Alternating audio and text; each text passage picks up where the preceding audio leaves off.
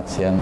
Di sebelah saya udah ada seorang artis, seniman, juga. Fotografer juga, Mas Rangga Purbaya. Mas Rangga Purbaya. Kebetulan Mas Rangga, kalian lihat di latar belakang kita ini kan beberapa banyak potret ya kan. Potret yang diidentifikasi sebagai korban 65. Namun potret ini adalah sebuah karya dari Mas Rangga yang diimplementasikan lewat karya AI. Nanti kita ingin tahu detailnya bagaimana proses kreativitasnya. Mana Mas Rangga? Sehat Mas Rangga? Sehat, terima kasih. Terkait dari tadi pengantar, gimana sih Mas, kita pengen tahu proses kreativitasnya ini bagaimana, gitu kan? Terus impact-nya bagaimana untuk menampilkan beberapa potret yang ada di belakang ini. Jadi sebenarnya kalau latar belakang produksi karya ini kan, ini menurut saya itu bagian dari proses yang cukup panjang gitu. Jadi saya mulai bekerja dengan 65 itu kan sejak 2014 gitu. Nah, sepanjang 2014 hingga sekarang itu kan kemudian banyak menerima ini ya, respon dan kemudian juga informasi dari kawan-kawan gitu yang akhirnya dari semua respon dan ya pengalaman baru, pengetahuan baru itu membuat saya bisa bikin beberapa proyek dari situ gitu. Nah, ini salah satu proyek terbaru sih. Terbaru itu artinya ini kan saya bikin tahun 2022.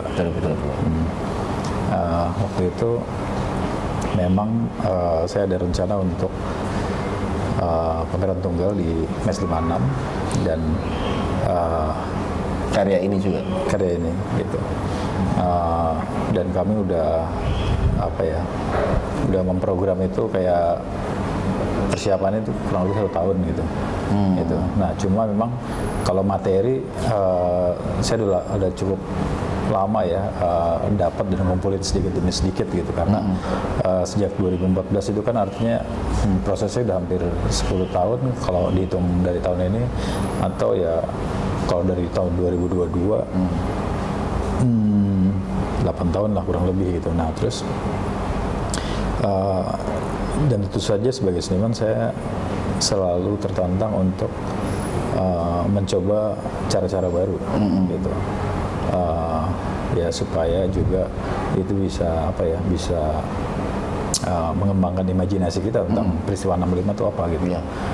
Gitu. Nah, kemudian dalam proses saya mengerjakan 65 itu kan salah satunya saya dapat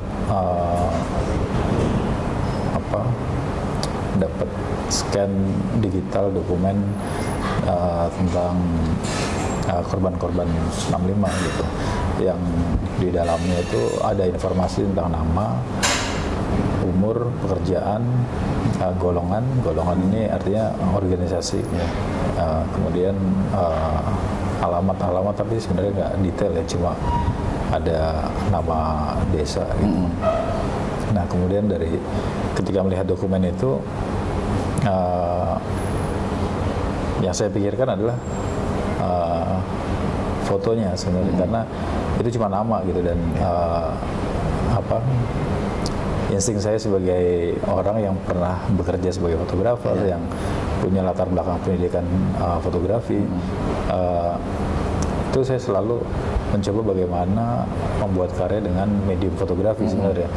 Tapi karena saya berada dalam skena seni kontemporer, sehingga saya terbebas sebenarnya dari belenggu mediumnya gitu. Yang itu kemudian saya jadi punya kebebasan lebih ketika saya memikirkan bagaimana membuat wajah-wajah ini, atau pertanyaannya kan sebenarnya apakah ada foto-foto dari daftar nama ini gitu, dan tapi sampai sekarang kan kita nggak pernah dapat ya foto-foto itu, nggak ada gitu. Jadi itu sih yang mendasari Lah, akhirnya punya ide itu.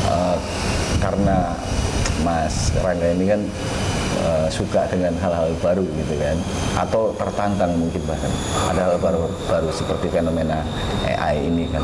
Tapi ini menyiasati para pertanyaan-pertanyaan ini begitu kritis gitu, menanggapi soal perkembangan teknologi ini kan, Mas.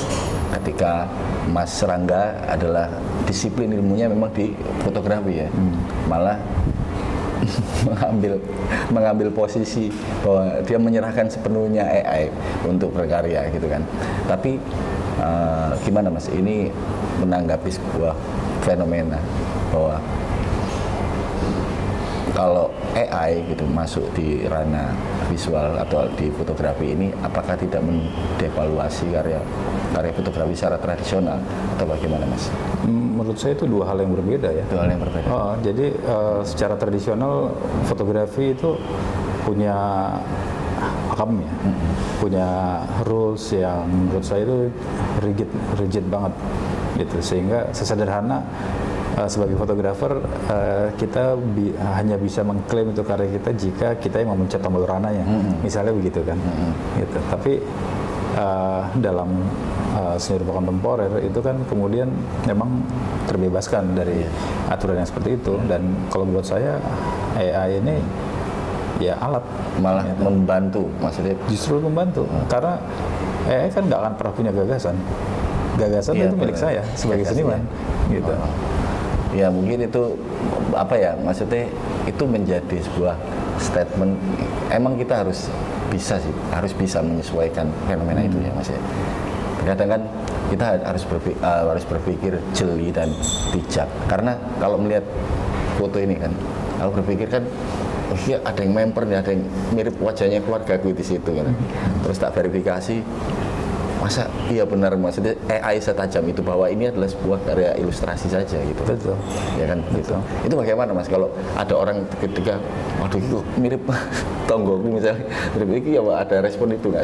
Ya, yang pertama ya saya tidak akan heran juga gitu, karena dalam perkembangannya AI kan memang mempelajari algoritma, kemudian juga dia dapat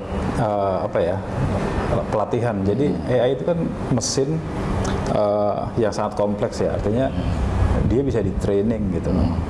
Semua informasi yang kita masukkan itu akan menjadi masuk ke database dia, dan kemudian itu membuat AI itu sanggup gitu menciptakan imaji yang mungkin nggak pernah kita bayangkan gitu. Dan selain di dalam AI kan juga sebenarnya ada machine learning gitu kan, yang menurutku itu salah satu keajaiban teknologi yang kadang-kadang juga itu menakutkan, karena kita bayangkan mesin yang bisa berpikir.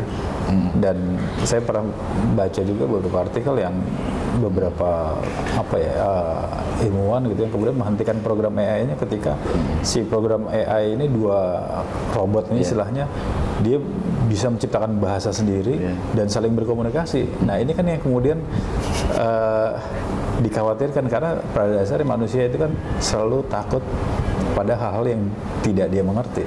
Iya, itu. Nah, ya yang menjadi hal unik kali ya, karena mungkin banyak kalangan orang fotografer khususnya sangat anti khususnya dengan hal seperti ini. Kalau misalnya perupa kan dia punya banyak ini ya. Sebenarnya aku juga nggak bias antara fotografer dan perupa itu sekarang bias untuk dibicarakan. Tapi begini Mas, menjadi hal menarik ketika pendekatan AI untuk sebuah penelitian sejarah gitu kan. Bahwa orang pasti bertanya otentisitas data juga, dan otentisitas visual juga. Itu bagaimana untuk menguatkan otentisitas visual dalam ranah untuk masuk ke aspek sejarah, apalagi visualnya AI, gimana Mas? Saya sebenarnya kita perlu memahami etikanya dulu gitu dalam penggunaan AI, karena ketika saya menggunakan AI untuk menciptakan image ini, saya menyebutnya imaginary portrait, gitu. Jadi saya nggak akan pernah mengklaim bahwa ini adalah foto korban, gitu. Ini hanya imajinasi saya sebagai seniman untuk menciptakan bahkan bukan fotografi, bahkan bukan foto korban, tapi apa ya, saya menyebutnya imaji yang sangat mirip dengan fotografi, gitu. Dan itu hanya bisa dicapai dengan AI, gitu. Atau bisa juga seandainya saya punya keahlian untuk melukis yang hiperrealistik, tentu bisa, gitu. Tapi kan saya tidak memiliki kemampuan seperti itu. Butuh effort juga. Ya, persis, gitu. Nah, jadi buat saya ya ini itu alat, gitu loh. Dan kemudian kalau dari aspek sejarah ya itu juga hal yang berbeda, gitu. Karena ini karya seni yang berlandaskan memang pada fakta sejarah, pada data sejarah, tapi ini nggak pernah jadi fakta, ini nggak pernah jadi bukti bahwa wajah-wajah ini adalah orang yang kemudian memang tercatat di situ. Jadi dokumen itu hanya sumber inspirasi aja yang mendorong saya untuk menciptakan karya ini. Apa hal yang mendorong Mas untuk mendorong ini? Ya, karena saya perlu ini ya, apa namanya, kebetulan saya juga bagian dari kelompok penyintas. Saya udah generasi ketiga, gitu. Saya pikir kita perlu imajinasi untuk membicarakan 65. Tidak hanya ngomongin soal mungkin yang sering sekali dibicarakan kan persoalan kekerasan, persoalan intimidasi, atau ya kekerasan dalam berbagai bentuknya lah. Itu kan sesuatu yang sangat kompleks ya dan sistematik, gitu. Jadi ya saya melihat tugas saya sebagai seniman ya memperkaya imajinasi itu, gitu loh.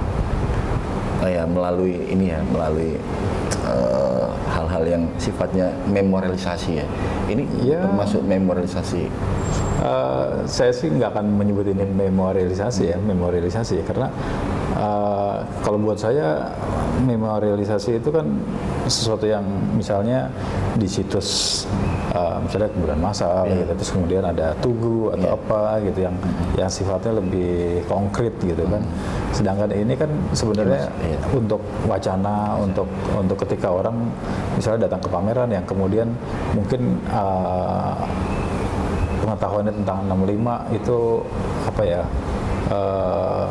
saya nggak bilang ini ya, apa, berbeda lah. Artinya karena saya yakin setiap orang itu kan punya bagasi pengetahuan yang berbeda, tergantung pengalamannya, tergantung dia apa namanya, lingkungan sosial seperti apa, gitu.